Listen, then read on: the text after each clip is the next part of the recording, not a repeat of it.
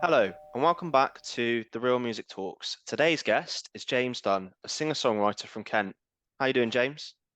Not bad, Dan. How you doing? Yeah, not too bad, mate. Not too bad at all. So for people that are watching that haven't heard of you, how would you describe yourself and your involvement in the music industry? Um, I'm relatively new on the scene. I'm an outlaw country singer-songwriter. I do things a little bit differently to what they normally hear, and they just have to listen to the music to find out, I guess. And how did you first get into music? Like, take me right back, like when did you first get into listening to music, I guess, and then when did you decide to learn an instrument and go from there as an artist? So I grew up to Irish parents in North London. So obviously music was quite prevalent in that household. So through the traditional Irish music to country music, and older siblings listening to sort of rock music, sort of Chili Peppers and such. And then growing up, there was always that affinity to music. Um, I grew up listening to, after, so it was obviously country and Irish music growing up, and then sort of hit my teens, and then it was sort of like punk music and everything. Listening to that, sort of skateboarding and BMXing. Um, Joined the army at 16, sort of like, and then it went into sort of like the heavier sort of stuff then. And there was always a song that could relate to a particular time in military sort of service and everything. And then the older I got, the more I started going back to country music again and everything, because it just made sense. It was, storytelling and relatable experiences with some of them. Not being a cowboy, because I've never been one and I never will be one.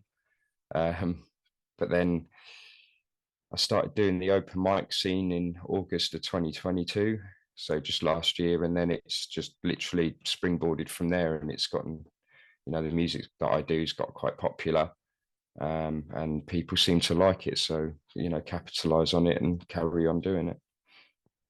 And before you went in the army, were you playing music in bands? Like what did that look like? What instruments were you playing at that time? Bizarrely enough, I first started playing drums at school. Yeah, so we had a music room and a Pearl X, I think it was Pearl Export drum kit and everything, and it was like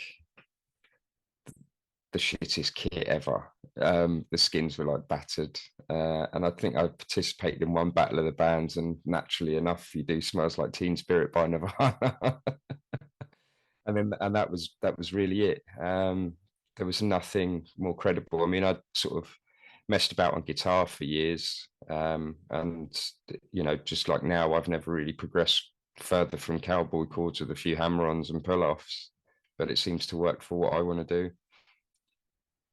And when you went to join the army, did you continue making music through then? Like, what was that experience like, I guess? No, so there was no music making, there was no songwriting or anything during my military service whatsoever. I, I played the guitar. I just, but it wasn't every day or anything like that. It was maybe once a month or every 6 weeks I'd pick it up. It was sort of just left in the corner of my room and whatnot. And I think, I didn't really start picking it back up again until I left in sort of 2014. And what was it that drew you back to music at that point? Like, it'd be interesting to hear, like, why did you get back into it? I think, I had more of a steady job. I had more sort of free time, and stuff like that. And then, you know, sort of listening to stuff and thinking, oh, I'll pick it back up again, and that, and finding relatable songs, to sort of like particular moments in life. There was sort of like some hard times and whatnot. And then I thought, right, I'll give it a go. And then, Sally, my partner, she was in August. She said, I'll just do a couple of open mics, give it a go and see what happens. And it was kind of through her encouragement that I kind of started doing it again, and done the open mics, and it was really, really well received. And I think I hammered every open mic in from the space of August to end of September last year, and then got booked for a gig, which was just bizarre. And my first ever gig was in the Mole Hole in Gravesend, you know, little micro pub and that, and awesome little venue. I mean, you put 20 people in there, mate, and you feel like you packed out Wembley Stadium, you know, because it's one of those really intimate venues. It's really, really cool. Interesting. So how did you like go about like that journey, I guess? Did you start like writing your own songs based on the experiences that you had? And how did that process kind of evolve over time? Yeah, so I started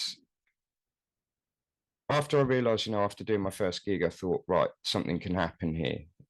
People are liking country music. So one of my major influences, modern day influences, a guy called Tyler Childers, and he's like Kentucky boy, Appalachian sound, and his stuff. You know, there's a lot of raw emotion in his songs, and he does a lot of stripped back versions of his, you know, full band stuff, and you can hear the intimacy between him and the guitar, and he doesn't need anything else. And I thought, right, well, there's a bit of inspiration there. And I was sat on the sofa, um, you know, with the dog, and I just thought, right. And then I wrote, you know, just put pen to paper, and I wrote Duty, you know, my first single, my debut single, which was, you know, echoes sort of like the experiences I felt when I came home from Afghan, you know, sort of like a bit of, and also it's not just sort of military service in that. I think it's just everyday life, you know, right or wrongs, and whether or not you've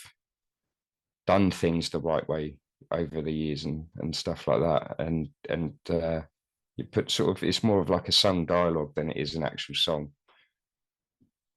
in my opinion. So What was it like, you know, recording that song and putting it out there, being your first single?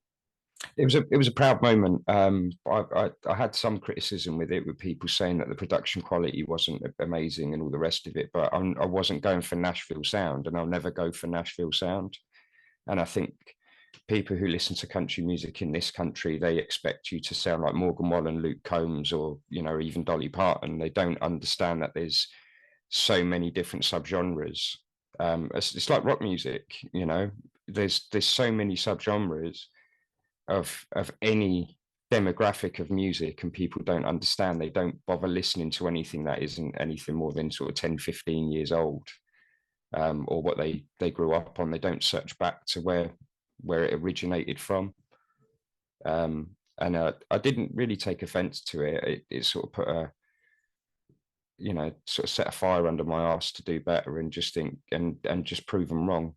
And lo and behold, it's been played on their radio station,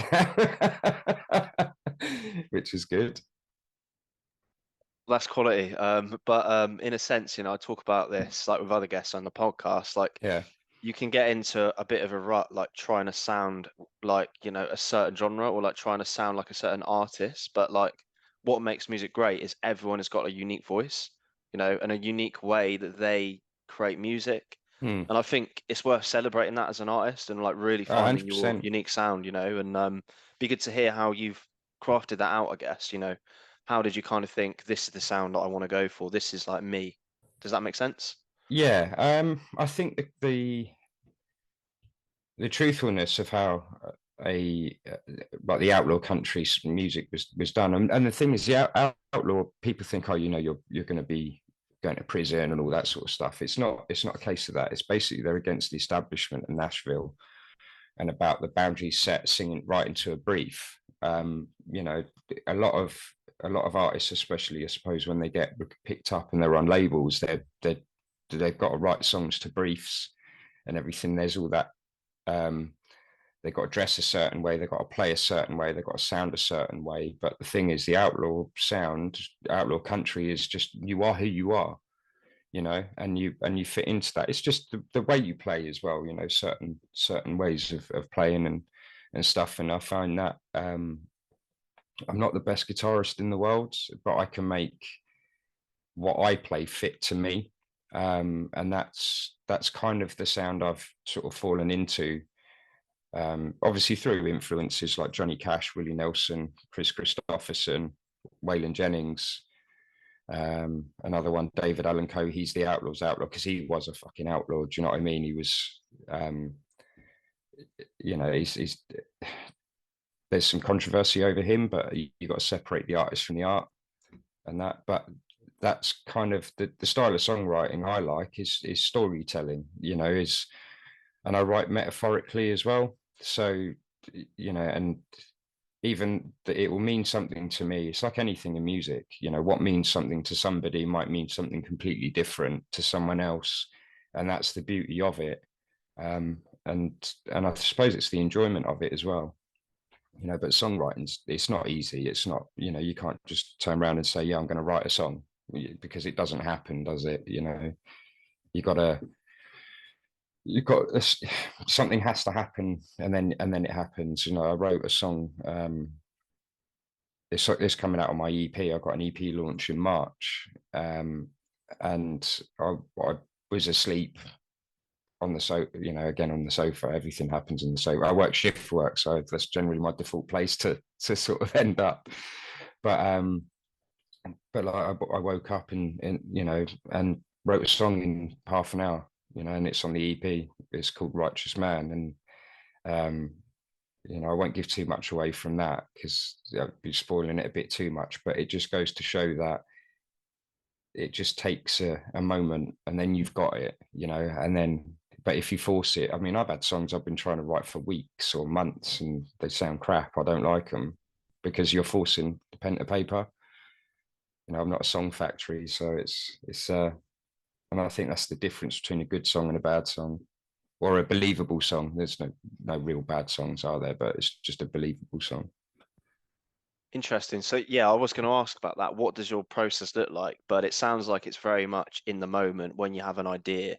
It's just Mm. trying to like time everything, like once you've got that idea, like make it into a song in that moment. And that can sometimes be difficult because Yeah, you might have an idea doing something else and then forget about it, right? But is that the same kind of process for all of your songs, would you say? yeah, it has been. It's sort of been that way. The ones that I've ended up sticking with and liking, I've written in one complete sort of stint. Um, the stuff that I keep coming back to, going away from coming back to, I either forget the melody or the melody doesn't sound as good second time around. And some of the lyrics, I look at them and I think, all right, that's a bit crap, and I think if you don't like your music as an artist, what you're putting out, then you can't expect other people to as well, I think. Yeah, 100%. I think people can sense like when you found that like authenticity within that song almost, Mm. and that you're really like expressing how you truly feel.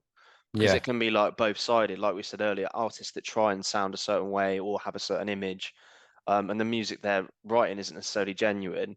You can kind of sense that as a listener, and you kind of yeah, think, they're just going through the motions here and putting out another album or whatever, where all the songs have just got, no substance to them, if that makes sense. yeah, 100%. I mean, I prefer playing my stuff live than recorded, because obviously when you when you record them, it's clinical, isn't it? You do take after take, and they'll take the best bit out of one cut and then they'll put it in. There is a lot of chopping and changing and stuff. Whereas when you're live, even if you make a mistake or you do a bum note or your voice doesn't necessarily match you know, you don't hit that note because as performers we all get tired, don't we? And all the rest of it, or other things. You might have had too much sip of a lager before and you got a bit of gas, but it's just one of those things. But people see, when you perform live, it's visual. People see the passion you're putting into it, as well as hear it, and they can feel it as well. They can, and they feed off you. That's why I think live music is so good and important. Whereas recording, you can sort of play it back and then you start hearing the nuances that you don't like as opposed to what you do like in the recording. You're like, right, that's done now, that's out. And you go, well, I don't really like that bit, or I could have done that better. Whereas live, you give it everything you've got, whether you're playing guitar, drums, bass, whatever, or singing, you're going to give it everything when you're playing live because you're putting on that show as well. Makes sense, yeah. So talk me through those experiences playing live to date, talk me about some of the gigs that you've done. And like you said, you seem to like that connection with the audience. So like Yeah, maybe expand on that a bit. Yeah, so I'm not your because I'm not your typical musician. I'm not, I've had no formal training or whatever. Um, I go back to the Mole Hole quite often, and I've done a few gigs there. And it's that sort of back and forth with the audience that I seem to get, and each time I go back, I get a bigger crowd, and it's really really awesome, really good venue. And the lady who books me all the time there, Tracy Patterson, she's like your favorite aunt. And I always said, if I ever made it, hypothetically speaking, I'd never charge them a penny to go back there.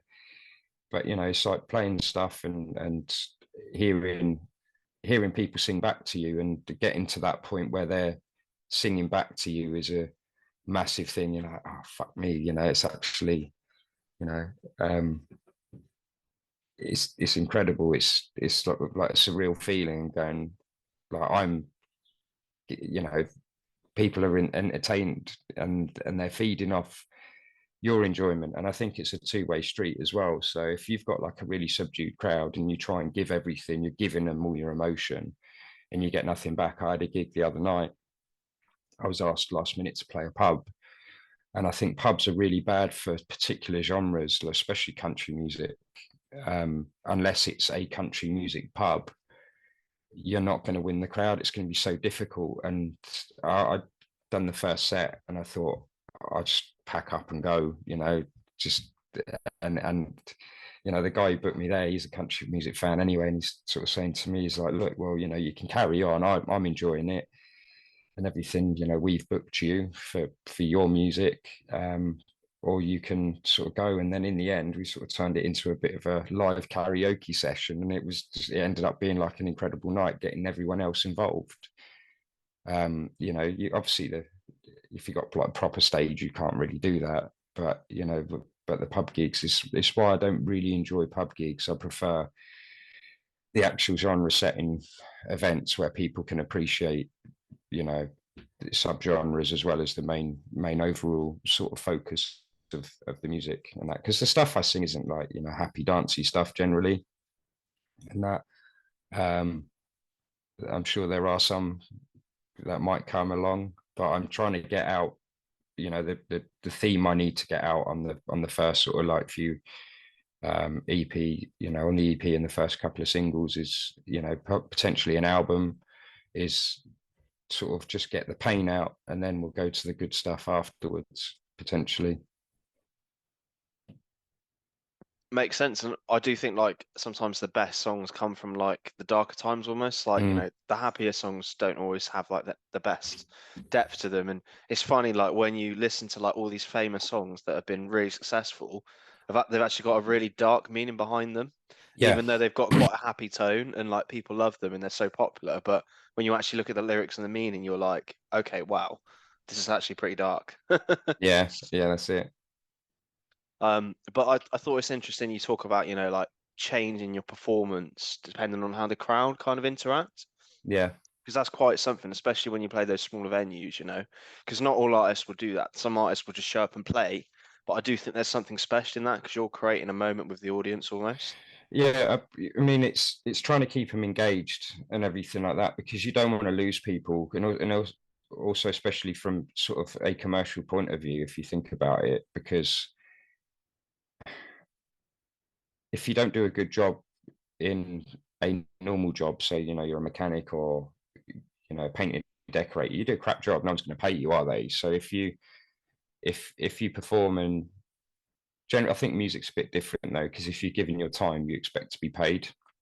But the thing is, the risk you get if you can't engage a crowd or an audience is you're not going to be invited back to play there again, or that might go round to another venue. They might be friends of friends, because let's face it, the industry is incestuous, so everybody knows everybody. And if they go, well, this guy can't keep a crowd, or this person can't do it, and there's so much strain, and pressure, and probably I think the more I'm doing venues like this, it's like I said, like I don't like pub venues as much, because you don't know what you're going to get. It's like a minefield. But it's just when you're you're giving it all and you get nothing back, you get like one clap or a slow clap. I think I'd rather no clap than a slow clap. Do you know what I mean? I think anyone would appreciate that, but or not appreciate that. But it's just trying to keep people engaged, and that's really hard, especially if they're full of drink as well, like on a bank holiday weekend, because they've been out on the piss since midday. Normally, you think everyone would be like, yeah, but when people are pissed, they want to hear happy stuff, not sort of like depressed outlaw country stuff, or the darker side of things. And you try and mix it up, and and you've got to you've got to do what you can, because you've got to be a performer, haven't you? You've got to give the people what they want to a certain degree, but you've also got to be kind of true to yourself. Yeah, literally hit the nail on the head with that. Like, it's always a balance between the two. It's kind of like you can completely sell out and just give people what they want and that's it, or you can just do what you want to do selfishly and not cater to people's needs. But there has to be like a middle ground if you want to be successful, I'd say. Yeah, yeah, Um, 100%. because 100%. otherwise it just goes one way or the other. You know what I mean? Yeah, I mean I don't think I'll do any more pub stuff again. I think that'll be the line drawn in the sand in that. But when it comes to bespoke venues, because I'm booked on a couple of festivals this year as well. So I'm on Country on the Coast on the 21st of April. So been booked for that. I've got Live in the Living Room on the 16th at the Bedford in Balham, and a few others. I'm in BCMA Fan Fest in Newark. For those events, I will only play my stuff, what I want to play, because that's my music. They come to see country music, and I'll show them a different side of country music, and that's what I'm trying to do.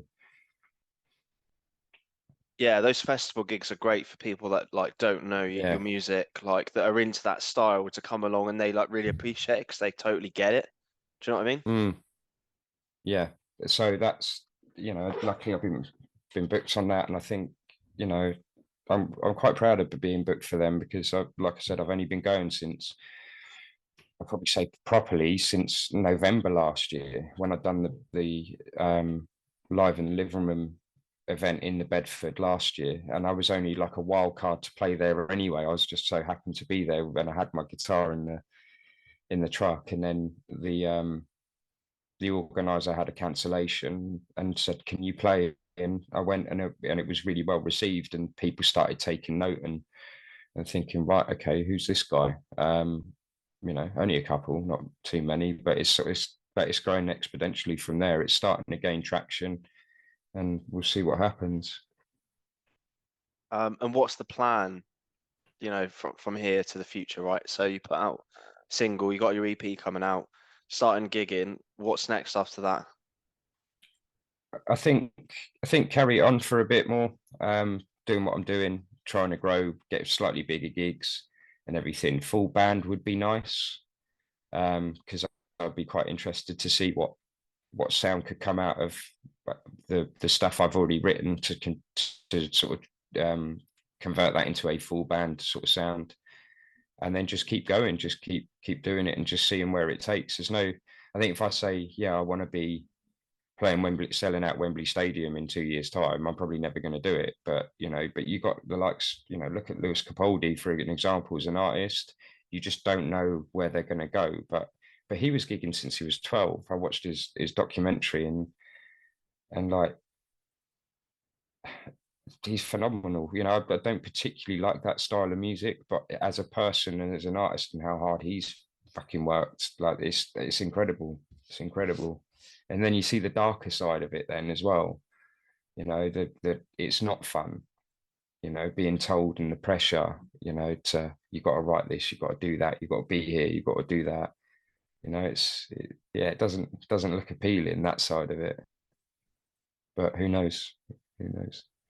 Yeah, I watched a bit of that the other day, and it's so interesting to see. And I feel like he's such an inspiration for a lot of artists because he is just himself, right? Like, and he's Yeah. not the stereotypical like image or person, but has such an incredible voice and songwriting ability, and has got like such fame from it, just from his talent. And I really love that. Yeah, for Like, someone who claims they're not a songwriter as well, and exactly, yeah. yeah, and he doesn't give a shit, which is, that's badass, isn't it? So That's what you want, I suppose. Yeah, I do think we need a little bit of more of that, you know. So for a musician starting out in the music industry now, you know, drawing on your experience so far, like what advice would you give them? Maybe someone that was in a similar position to you, you know, they liked music when they were younger and they're thinking about going back into it. What would you say to them? Just be yourself. Just do what you do. Be you. Don't try and be anyone else, because if you try to be someone else, then it won't work. And I think, you know, there's an element of trying too hard. Um, you know, do covers and stuff like that. I mean, there's nothing wrong with covers, but you know, use the open mic circuit to test out new material, just see how it gauges and everything. Because if you can sing an original and someone likes it at an open mic, I think you're onto a winner. You know, and then just carry on, just keep chipping away at it and punting it. And it is so difficult though, you know, and it is so hard. It is it's the fucking hardest thing I've done, I think, to date, of trying to make it work, because you know, promoting and everything, and it can be as cheap or as expensive as you want it to be as well, I've found. But it you know, because obviously if you need a bit of help, you've got to promote your music, that costs money. You've got to record your music, that costs money. If you want a decent recording, it costs more money. But then just play open mic nights, get to know other musicians of similar mindset to you, not just because they're incredible musicians. You want them that are similar mindset to you, on the same wavelength. Otherwise, you just end up at loggerheads. Collaborate with people if you can and everything. But you know, just be you, just be real, and then you'd be surprised how it comes out, I guess. Yeah, I think that's great advice. And like you said, like meeting these people and doing the stuff is Mm. important. And some people shy away from covers, but I think it's a great way to improve your performing ability, you know. Yep. Like it also gives you inspiration for music because you're learning other people's songs and you can see how they've been put together. So it helps you kind of hone your songwriting craft as well. And then again, you know, you're playing songs that people know. Yeah. So the audience are into it already, and it gives you such a good foundation for writing your own stuff. Yeah, definitely. Stage show is a massive, massive element of it. You know, if you can be incredible at playing a song and captivate the audience that way, but between your songs or whatever, like me, I always have this weird fucking thing. I always have to tune my guitar. I don't know what happens. It's like there's some little fucking gremlin just like detuning it all the time. And when you're in the middle of that, you can make a joke about it and everything, you know. And I went and saw Francis Rossi, Tunes and Chat. He had a thing, and the man stage show, 74 years old, and he's no different to how he was when he was performing back in Crow. And that's an inspiration of just how he interacts with the crowd. He doesn't give a shit who he offends.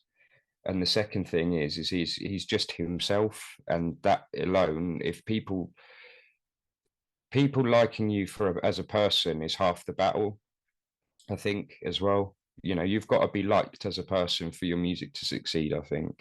You know, if you're just like, yeah, all right, what's happening, you know, and just playing a few songs and being a dick about it, being arrogant. Arrogance has no place in music, I don't think, even though there is a lot of arrogance out there, you know, and you can't forget where you come from. And I think that's the main thing.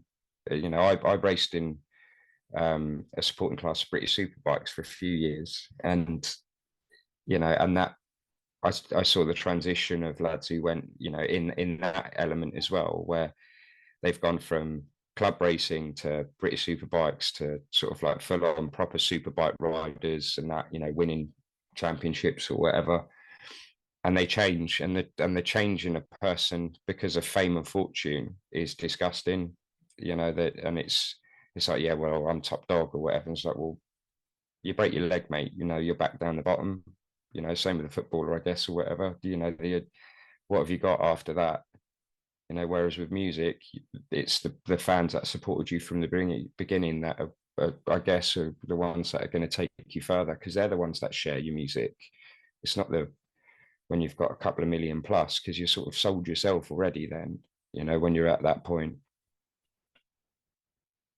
100% agree. And even artists that do get that amount of fame, they sometimes their fame declines and they've still got that core fan base where Yeah. they've just had a couple of like hits that have got big and then, suddenly they're not relevant anymore, but they've still got a career. And that's how you got to look at it, I think. It's about like looking after that fan base that are always going to be there. Mm. And I really enjoy artists that have had like they've never made it big, but like they've always had a stable, decent fan base and probably making like a comfortable living out of music. Because I think that's like something that everyone can aspire for. We're not all going to be in the charts or like get millions of plays on Spotify, but have we got a nice fan base that really appreciate the music? And can we just live off our music? That's kind of like it, really, isn't it? Yeah, well, I mean, streams and selling music doesn't pay anyway. It doesn't. It's not like it used to be before. Um, it's good. It's having it there for people to listen to your music in between shows, and it's the shows where you can make a living out of music. I mean, I wouldn't turn around and go, yeah, I'm gonna jack in my day job and I'll go gigging, because I'd be eating bread and water after about a week. Do you know what I mean? It doesn't pay. It doesn't pay once you bought like a PA system and everything like that, and and if you want your music to sound decent, you've got to invest in decent kit, and like, and then get into venues or whatever. I mean, sometimes you go to a venue, you're actually at a loss anyway because it's so far away, so but you're playing because you want the exposure and you want people to like you, and they'll come to see you at a better gig or a bigger gig, and everything, like a ticketed show and that. So I mean, I think you do it for the love of music, not for the love of money. I don't think it'll ever be that. If you do it right, it's never going to be that, and yeah, that's it. It's just mental. People think, oh yeah, musicians are like filthy rich. Yeah, some are, but most aren't. Most aren't. Very rare. That's like the less than 1% we're talking about there, Yeah, really. Like the majority of musicians don't have any money. no, Like, in even all the ones honesty, that, yeah, because it's all smoke and mirrors. I mean, even it the ones that are is. signed to like major labels, and the thing is, yeah, they get put on retainers, but if they don't perform, they got to pay that back. That's the deal. They pay the label back. It's loans. It's not we're paying you. So that's the other reality of it as well. Absolutely. So James, it's been really great chatting today. Really enjoyed Awesome. it. No, thanks for Um, having me on. but is there anything else you'd like to leave the audience with as we close out? Yeah, so you can, on all major streaming net sites, you can find my music. James Dunne Music UK on Instagram, Facebook, and YouTube. I've got a music video on there. I've got an EP launch on the 20th of May at the Dukes of Highgate in London, literally 10 minutes from where I grew up. So it's gone full circle back home. Um, so yeah, there'll be an EP to look out for in May as well. So yeah, thanks for having me. Thanks, James. No, Appreciate no, okay. it. No problem. Cheers, Dan. Thanks for watching, everyone. See you next time. Cheers. Ta-da. Bye-bye.